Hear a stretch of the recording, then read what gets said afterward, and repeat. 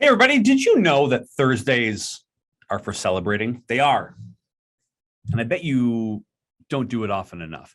Nonprofits are awful at celebrating wins. We think it's bragging for some sort of reason. Here in the Midwest, that is 100% true. For some reason, we don't like championing our own wins and our own victories, even with those who helped us get there. Time to change the narrative, shall we? All right, so Thursdays are for celebrating, and the reason we do this is because we want to associate all of the gifts that we get from donors and all of the support we get from our volunteers, and we want to link them with all the awesome things and the impact that it made.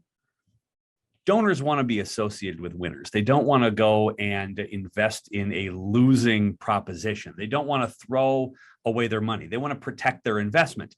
They want to get excited about things that are actually going well. That's why you need to celebrate some of these wins. All right, and so today's little lesson here. So get out your ebooks. We're going to talk about celebrating, and we're going to talk about celebrating in 5 different ways. Okay, number 1, we want to celebrate wins with our donors. Number 2, we want to celebrate successes with businesses and business connections that we have. We want to celebrate our volunteers on the amazing things that they do. We want to celebrate wins with our staff and our board. And finally, we want to celebrate wins with other organizations, even if they have nothing to do with ours. Curious, you say. Now, why do we want to celebrate with our donors? Of course we do. We want to let them know that their gift did something great. And we want to make sure that they know that their impact has meaningful and lasting effects at the nonprofit that they support. So of course we're going to do that. Successes with businesses. If we've got sponsors, we're already solicited them, right? We want to celebrate wins with our business partners.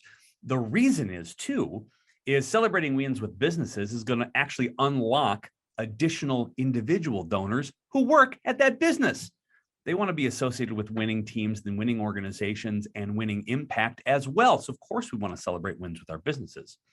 We want to lift up our volunteers. And I know most of us do a really good job of saying thanks to our volunteers. And we'll get to that for Friday. But we want to celebrate the wins with our volunteers, especially the ones who are boots on the ground there all the time, maybe who've been there for a number of years, and justifying the amount of work that they've put into our mission and our vision and our values going forward. We want to make sure that they are still motivated to do well. The fourth thing we're going to do is celebrate with our staff and board. Listen, I know this job is incredibly hard and difficult, and it takes a little bit of extra energy to get up every day and go 100 and 150% all the time. We need to remind ourselves of small and medium-sized victories to keep us on the path. We want to remind ourselves why we got involved in the first place. We want to remind our board of directors where their visioning needs to go, how excited they can be about the future. And again, we're going to celebrate other organizations. I'm going to challenge you to think about this before we get to our 5th thing today, is what if you became the organization that lifted up other nonprofits because you had such an abundance mindset and you had such a belief that there's enough money and enough support to go around that you could take time out of your week to lift up another organization for doing good work in the community, even if they aren't a partner of yours. Think about that. We're going to explain why that's so critically important in a little bit. But let's start with our celebrating successes with our donors, okay? So open up your workbooks. We're going to talk about this, and we're going to answer some of these questions, which is who is on your donor list that needs a little bit of TLC from our organization? Somebody who may not be feeling connected. I think that is your priority list to get a hold of on a Thursday to say, hey, listen, Jane, want to say, first of all, just appreciate your support, but I want to let you know in a little bit of a secret on what we did with this particular individual that we served, and we couldn't have done it without your support. Your gift had a lot to do with the success of this. This is going to bring people back to the fold. You're not asking them for money. You're just celebrating. You're calling them for no apparent reason.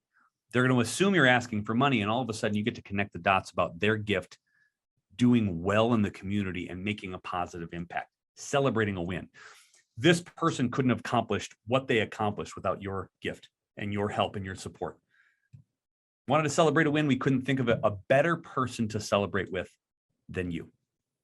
Finding a list of people that you just haven't touched base with a while, and then celebrating what you have done as an organization because they're a part of it, absolutely critical to building better donor relationships from the top down. Let's talk about what successful programs matches with the donors that we support. Remember, this is a part of our CRM discussion is you got to know what's a program that people like. Asking better questions of your donors is going to get you aligned correctly with what and why they like your organization in the first place.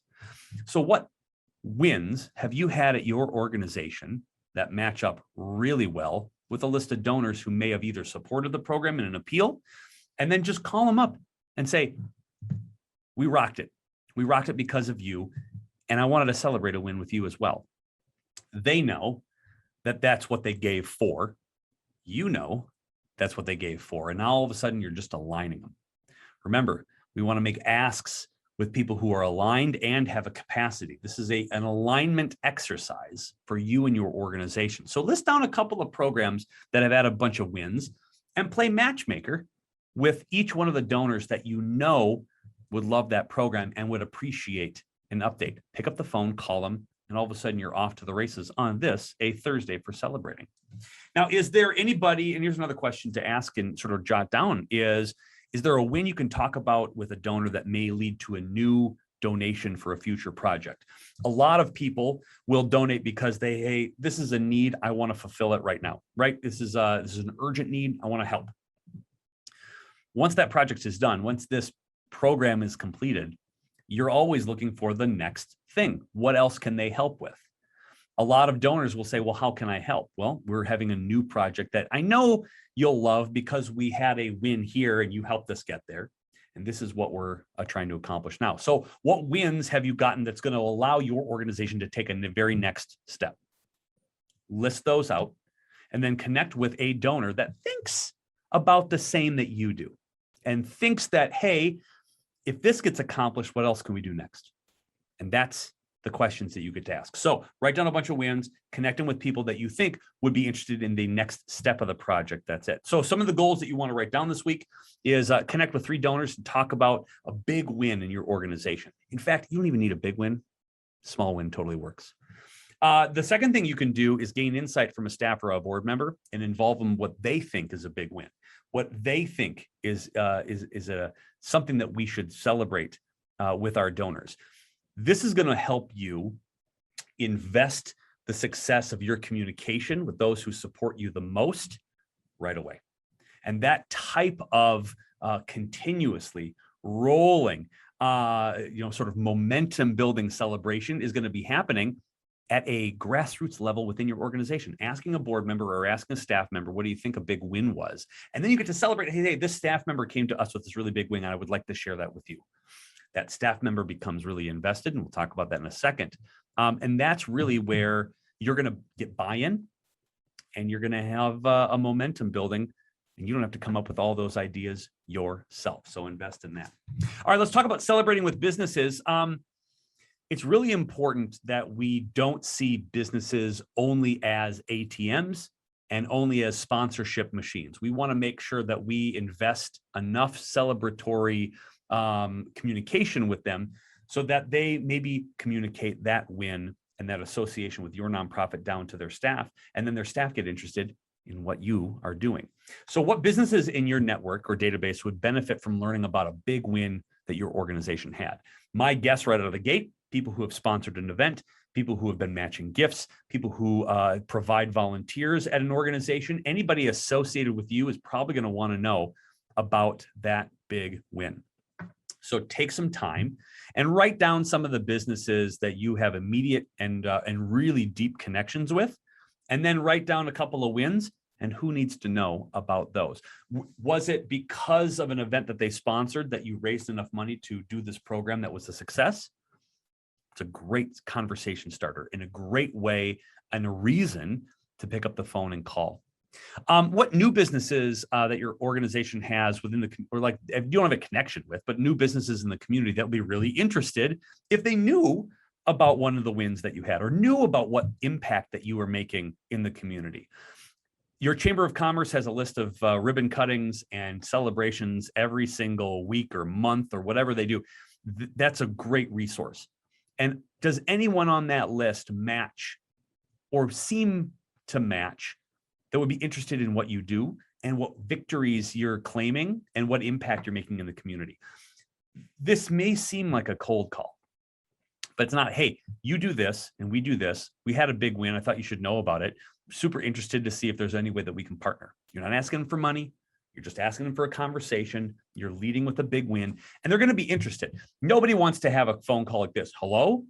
And the nonprofit is, hey, we are awful and we don't do anything well. Gross. Just want to let you know that. Like, nobody wants to do that. Everybody wants to hear about a big win. They want to be associated with winners. That is the bit. So are there any new businesses that seem to match your mission, vision, and values? And how can you connect with them to talk about a big win?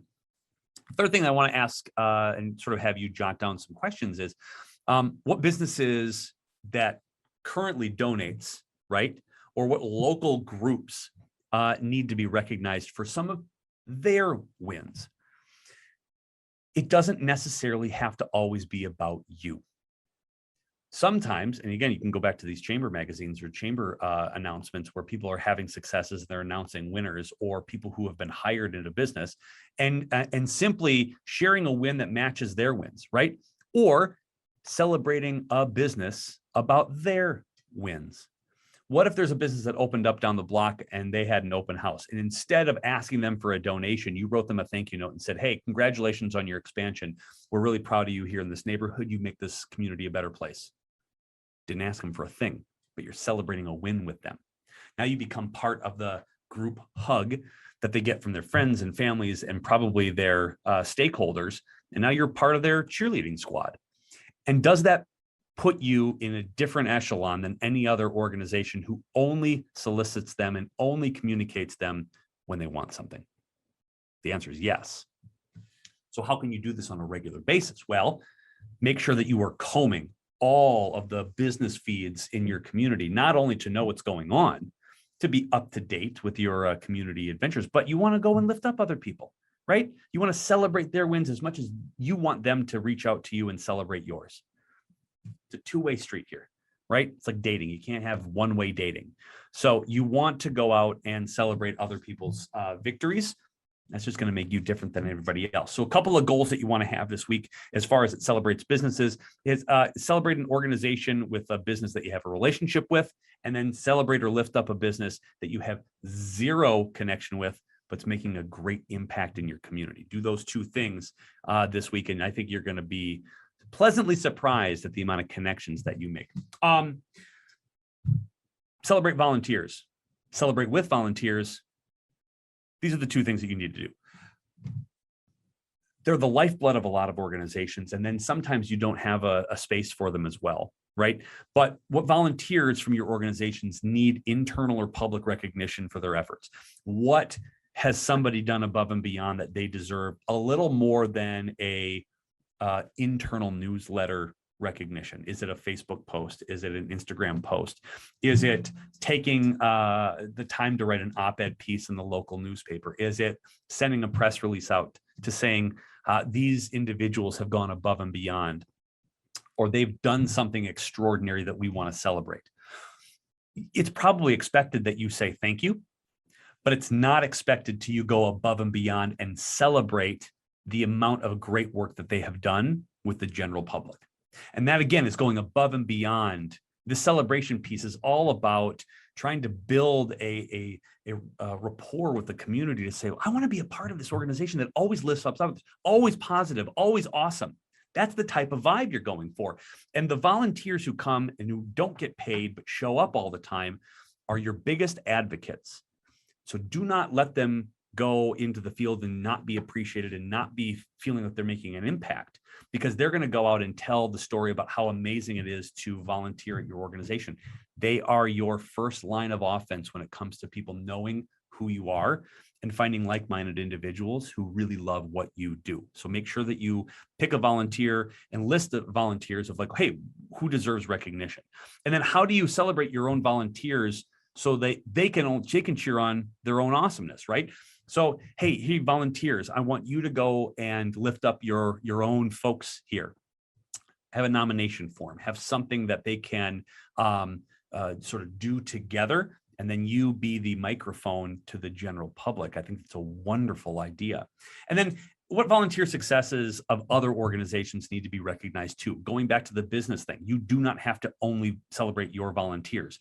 Is there somebody else or is there another group doing wonderful work? And I'll use Habitat for Humanity as a great example. They do a wonderful job of recruiting volunteers to help build houses. Well, if there are a group of volunteers that maybe are connected with your organization, but maybe didn't volunteer for you at this time, wouldn't it be prudent for you to say, hey, a group of volunteers that have also volunteered with us went outside of the box and did this work here in the community and helped build a house. Kudos to you for your engagement within the community. It's not just you, right? It's not all about you. And now you're lifting up other groups. You are extending the sort of olive branches to other organizations and saying, hey, you're doing great jobs too. Think of us when you get bored, when we'll partner up and do things. So your goals this week, again, recognize 3 volunteers that you have from your organization or not. Write them down, build a plan to recognize them. And at the end of the day, all you're trying to do is be a giant cheerleader for people and individuals who are giant cheerleaders for you. That's what you're trying to do here. All right, let's celebrate with staff and board members. Again, at the top of this segment, we talked about how burnout is a massive issue. And we talked about how board members really need to laser focus on where the mission is going. If they are not reminded about how many victories and wins and accomplishments that we are doing at our organization, how are they going to determine what works and what doesn't?